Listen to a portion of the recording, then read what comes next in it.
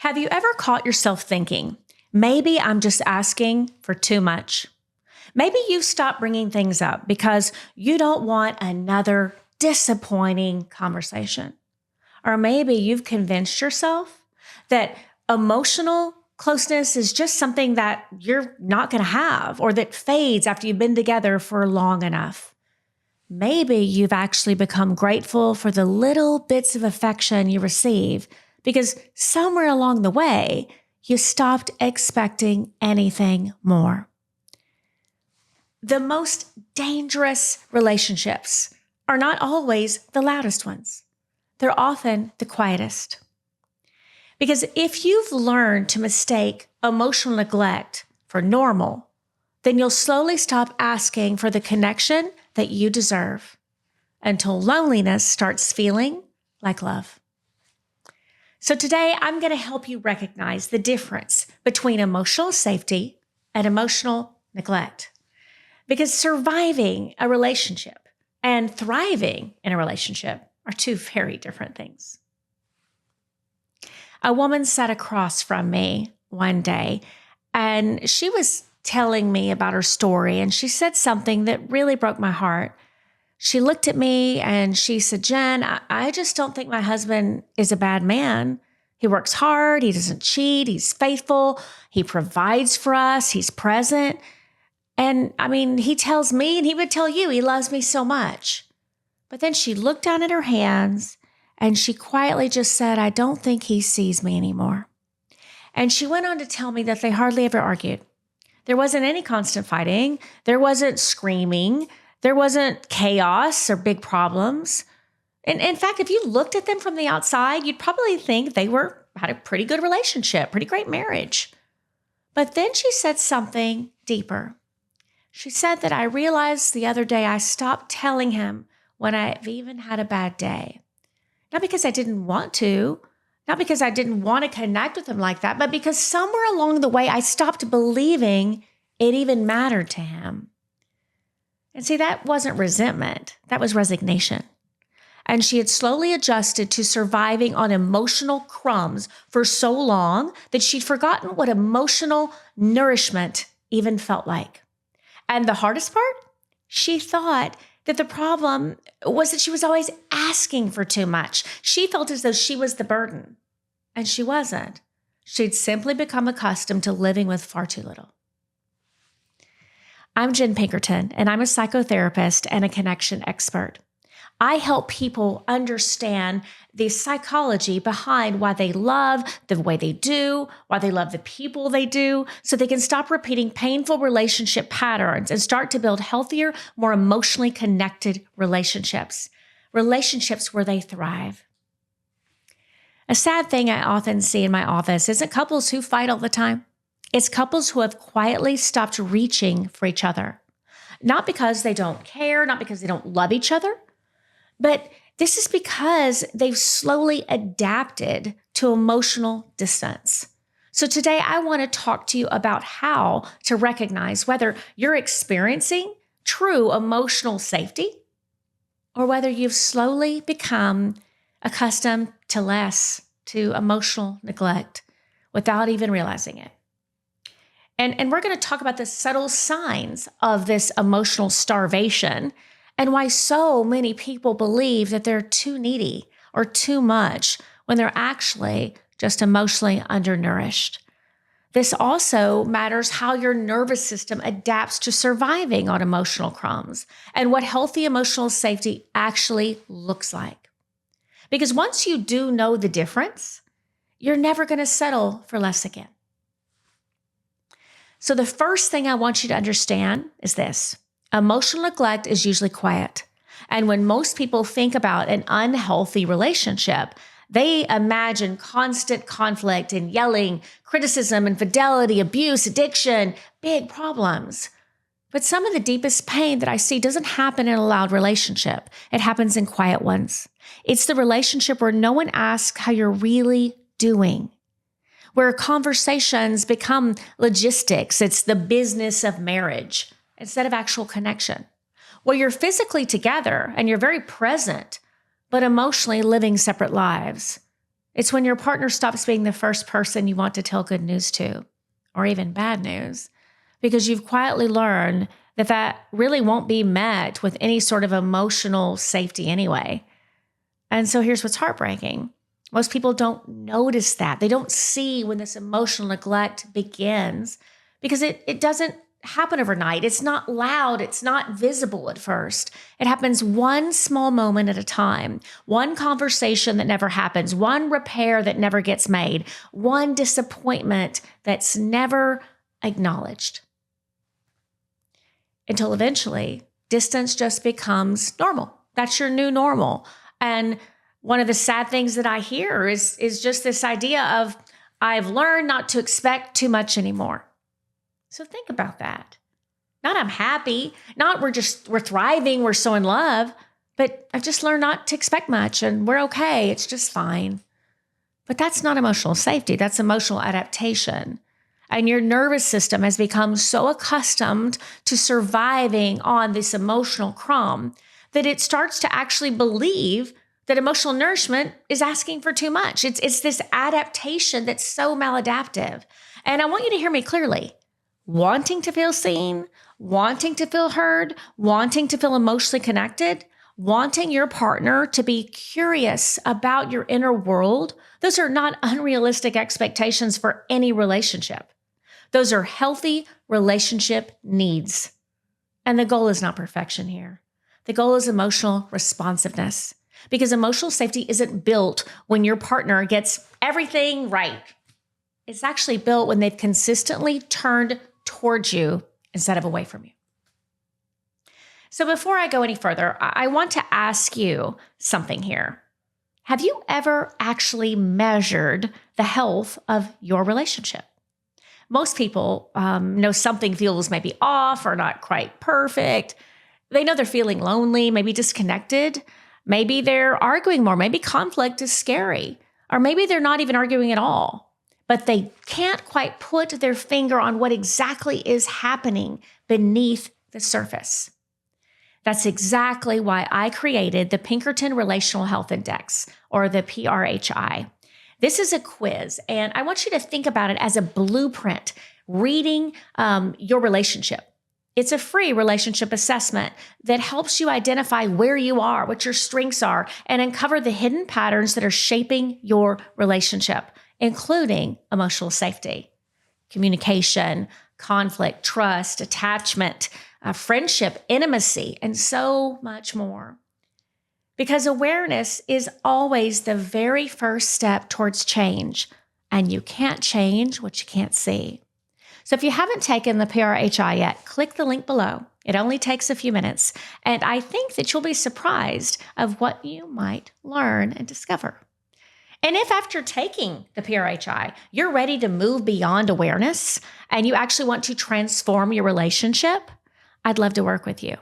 I have my relationship blueprint, and this is an intensive. It's a private 30-day transformational program. It also can include group if you're interested, but it's for individuals and couples where we uncover the unconscious patterns that are driving your relationships. We heal attachment wounds. We create emotional safety. We work on nervous system. We strengthen our communication and our intimacy. And I help you build the kind of relationship your nervous system no longer has to survive, but can truly thrive in. So you'll find information about both the PRHI and my Relationship Blueprint Intensive below in the description. So now I want to go back to the next thing that I want you to understand, and that is this. People don't usually choose emotional neglect. They adapt to it. So think about that for a second. And nobody wakes up one day and says, I hope I'm going to end up in a relationship where I feel emotionally invisible. Of course not. You don't say, I hope I stop feeling important. I hope I stop feeling chosen. That's not at all how this happens. It happens so slowly with these small micro changes that most people don't even know it's happening. You stop reaching for your partner because they rarely reach back. You stop sharing what hurt your feelings because you're not going to feel that attunement, and you learned it probably won't change anything anyway. You stop asking for quality time because you're tired of feeling as though you're asking for too much. You're the only one asking. So little by little, you're going to stop expecting emotional connection. And what's heartbreaking here, this whole concept, is that your nervous system begins calling that normal. And I tell clients that human beings are incredibly adaptable. This is the neuroplasticity in our brain. We can adapt to almost anything. We can adapt to criticism. We can adapt to inconsistency. We can adapt to distance, to loneliness. We can even adapt to emotional neglect. And that doesn't mean it's healthy. It simply means we're incredibly resilient. But here's the problem with resilience. Sometimes we become so good at surviving, we forget we're supposed to be thriving. And I really want you to sit with that, because surviving and thriving are not the same thing. And we deserve a life where we can thrive. We want to return to the person we're born to be, to thrive. Not saying at least they're faithful, at least we don't fight much, at least they come home every night, at least they provide. At least it's not as bad as these other marriages I know of. Thriving sounds very different than any of that. Thriving is I feel emotionally seen. I feel emotionally safe. I know my inner world matters to my partner. They're my person. My partner's curious about me. I feel like we're still choosing each other. Our intimacy is strong. We're connected. See, those are two very different relationships. I was working with a client recently who said something I won't forget. She looked at me and she was telling me, Jen, I don't think I'm actually unhappy. I just don't feel much of anything anymore. That sentence is so huge because what she was describing, it wasn't peace. It wasn't emotional numbness. I mean, it was emotional numbness. She wasn't constantly disappointed anymore. It's just she'd stopped caring. She'd stopped expecting any sort of emotional connection altogether. And so think about that. When disappointment happens so much and so often enough and so many times, then hope begins to feel dangerous. So instead, your nervous system protects you. It does its beautiful job by lowering your expectations. So you tell yourself, maybe this is just what marriage looks like. Maybe all couples just stop talking. Maybe this is what happens. Maybe nobody really feels emotionally connected after 20 years together. I mean, we're not dating anymore. We're not young anymore. Maybe I'm just too needy. No, maybe you've simply adapted, and adaptation is not the same thing as health. So I want to pause here because I think this is one of the biggest misconceptions about relationships. There is a huge difference between expecting your partner to be perfect, because nobody's perfect and you aren't either, and expecting your partner to instead be emotionally present. Healthy relationships are not built on perfection. They're built on emotional responsiveness. Emotional responsiveness means this: when something matters to you, it matters to me. When you're hurting, I move towards you instead of away from you. When you feel disconnected, I become really curious instead of defensive. When conflict happens, we work to repair adequately and correctly instead of pretending nothing happened. Now that's emotional safety. It's not getting everything right. It's consistently turning toward each other. And one of my favorite questions that I ask couples is this: when something important happens in your life, who's the first person you want to tell? If something wonderful happened today, who would you call first? If your heart was breaking, who would you want sitting right beside you holding your hand? If the answer isn't your partner, don't judge yourself. Become curious, because that answer usually tells us something important about the emotional climate of your relationship. Healthy relationships become our safest place. This is your place you feel most at home. Not because life is perfect, but because we know someone is emotionally with us while we experience it. And that is very different than simply living in the same house. So here's another question I want you to think about. When was the last time your partner was genuinely curious about your inner world. Not what's for dinner, not, hey, what are we doing this weekend? Not what time's your meeting. I mean, how are you, honey? Really? Baby, what's been weighing on your heart lately? What's something you're carrying that I don't know about? How can I love you well this week? What do you need from me? Curiosity is one of the purest expressions of love because curiosity says your inner world matters so much to me. And when curiosity disappears, connection will begin to disappear too. So I'm going to leave you with one thought before I move on here. The goal of a healthy relationship isn't to become really good at surviving together. Doesn't mean you're not going to go through thick and thin, but that's not what I'm talking about. This is to create a relationship where neither of you has to. So you're not trying to survive. You have safety together. And that's what every relationship deserves. But here's a part I'm going to give you that should give you hope. Just because you've adapted to emotional neglect doesn't mean you have to stay there.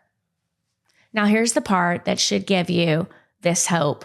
If you've recognized yourself anywhere in today's conversation, and what I'm talking about sounds familiar to you, I don't want you to leave thinking, well, I guess this is just who I am. This is just the relationship I'm in. And maybe this is just what my life's going to look like. I should be lucky for what I have. No, I don't believe any of that. One of the most hopeful things we know about the brain is that it never stops learning, and every living thing either grows or dies. You can grow. Your nervous system isn't fixed. It's adaptable. It's highly adaptable. And every experience you have is teaching it something. The question is, what is it learning right now?